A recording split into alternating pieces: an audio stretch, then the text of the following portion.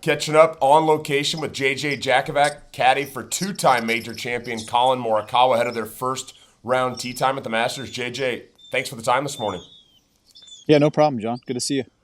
Yeah, dude, it's Masters Thursday. You're off at 1:30 this afternoon with DJ Billy Horschel. You've put the jumpsuit on a number of times in your career. What's some of your favorite things about this week, and have there been any standout highlights so far? Um, I mean, just the setting overall, it's actually pretty cool because I was kind of realizing on Monday that Colin, this is going to be his third Masters, but it's the first one he's playing in where he's got the par three contest, full amount of fans, so the whole atmosphere is totally different for him. And I was just kind of realizing that on Monday, where you're out there and there's, I don't even know, they don't release the numbers, but a lot of people, and you get that buzz. That's really exciting to be around it. And we're actually delayed 30 minutes today because it stormed again really bad last night. So we're 2:00 now, but they're underway, and looks like the weather's going to get better and better. It's going to be blowing all week, which, as you know, makes that place really difficult because back in those low spots down on the backside of the course, it gets real swirly. So it's tough to know exactly where the wind's coming from.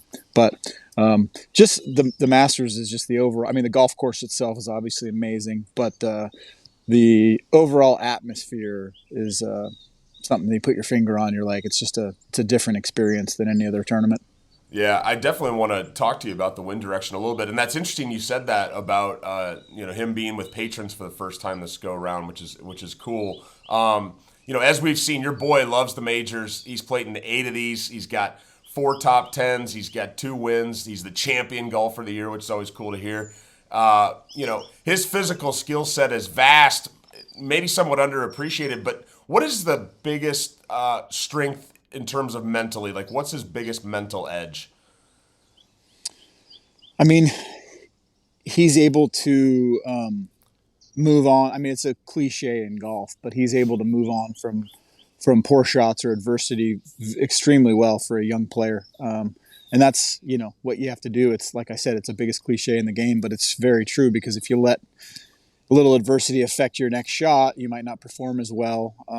He's able to keep everything kind of out in front of him, and he's not afraid to, he realizes it's a marathon. 72 holes is a long tournament, and one shot where you're going to take a conservative approach to, maybe make a bogey and move on to the next hole where you keep the big numbers out of play. And he's really good at kind of taking that approach and letting that happen where, other young players you might see are a little aggressive and might not have that, have that go for broke mentality at all times, where I think it's good to have that sometimes, but sometimes to rein it in and take what you're given is more of a approach that keeps you consistent in these big tournaments. Cause that's what really helps you in these big tournaments is on really hard golf courses is staying away from big numbers and hitting a lot of greens. And that's what he does. So, yeah.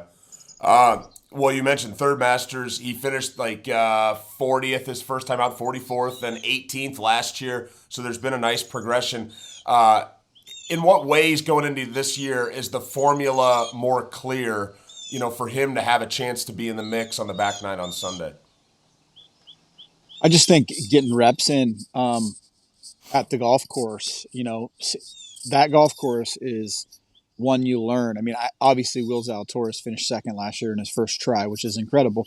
But probably the most local knowledge-y, comforting experience on that course is getting it done, or is more important than any other course we play. Meaning, just knowing where to miss it, knowing some of these putts, how they break, how you need to actually be defensive on a lot of the putts, where these guys aren't used to doing that. They're used to trying to make 20, 22 footers all the time. But sometimes on that golf course, you can have a 15 footer and you're just like, all right, well, if it goes in, it goes in, but I'm just trying to get it kind of to finish right around the hole. If it drops in, it drops in, but there's not really a lot of thought to making some of those putts out there just because there's so much break and so much, you can hit a putt that finishes 6 inches away from the hole. But if you hit that same putt 1 foot harder, it might actually go 8 feet by just because of the way it takes the slopes and stuff like that. So It's going to be different though, because I mean, this week Monday it had some fire. It was firm. Greens were fast,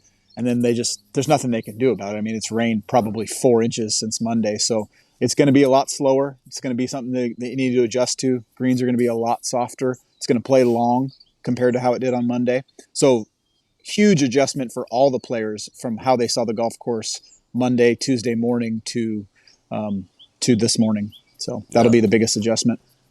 I did see on the Masters website last night that Collin made 2 putts over 20 feet here last year, which was like the most in the field. So it's kind of interesting to hear you talk about the speed control last year.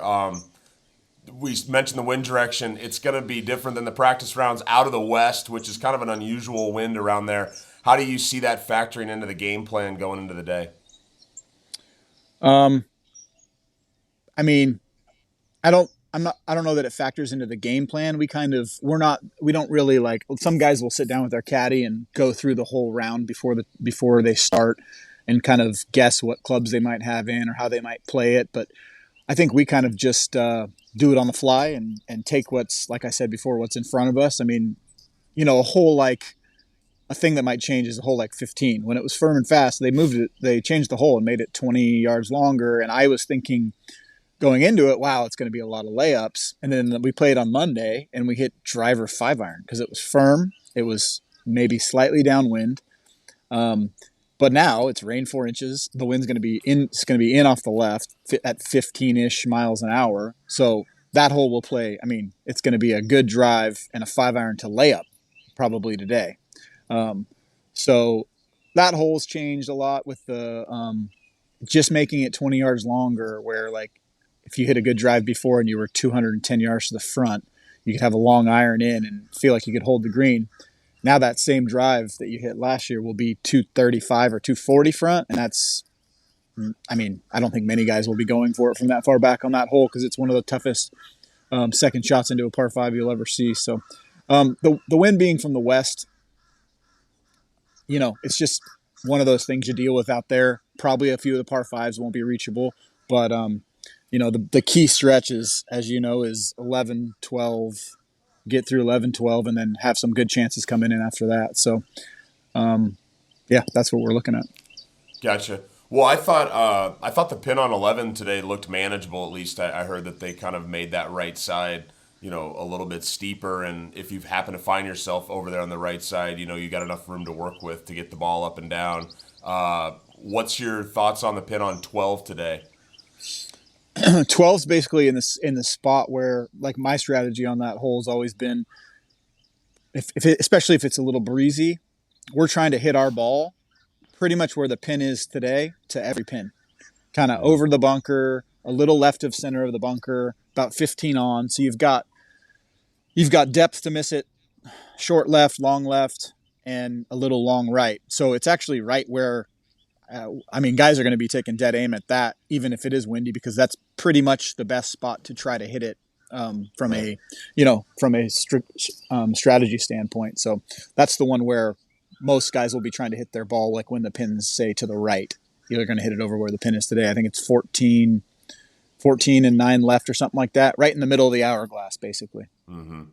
Are there any other ones that stood out to you as either like more difficult or more scoreable? Yeah, since it being soft, number 8. Let me just look at my book. Number 8 was 10 and 5, kind of right in the middle of that front section of the green. So It is going to be, the tee shot's going to be mainly out of the left. So if you really hit one, a good tee ball, you can even probably be hitting 5-wood in there. So that might be a hole where you see some eagles today because it's just got a backboard on either side of the hole. You got to hit a very good shot, but it's the ball kind of wants to go right where that pin is. So that's that's one that's pretty scoreable, I feel like. The pin on 2 is a good one. Obviously, on that hole, where you leave your second shot, no matter where the pin is, very important. And today, it's going to be kind of, you want to be right on your second shot because that pin's back in that top left corner. but you don't really want to be in that bunker because that bunker shot's 35 yards all uphill. It's going to be hard to get it close. But if you miss it right at that bunker, like blow it way right in the patrons, it's actually a super simple 50-yard pitch straight up the hill. So it's like anywhere else. I mean, that course is all about angles, and having a good angle in the 2 would be good. The pin on 6 is the dicey one. That's the one where it's up on top of that knob, but it's not the back right one. It's the one that's very close to the front left of that knob. I think it's only like maybe 8 feet over the fall off. So you got to be careful on that one for sure.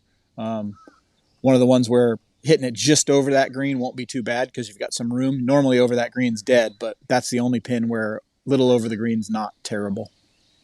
Gotcha. All right. Well, hey, thanks for going through some of these with us this morning. Take a little time out of your morning. We'll be tracking you out there, and enjoy the walk. Thanks, man. We'll too. Good talking to you.